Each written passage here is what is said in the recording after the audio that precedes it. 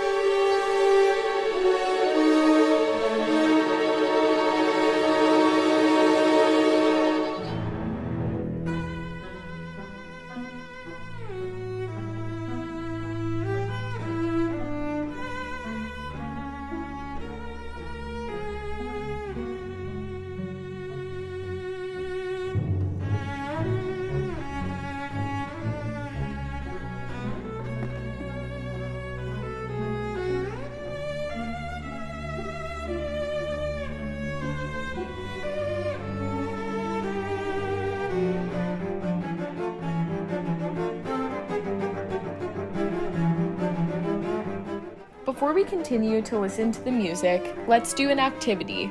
Music can make us feel many different emotions, almost like you're hearing the emotions in a piece of music. As you listen to the rest of the music, think about how you feel. Do you feel happy, sad, excited, nervous? Maybe you feel a combination of different feelings. For the rest of the music, close your eyes, listen, and think about how you feel as you listen to the different instruments, letting your body move with their sounds to express your emotions.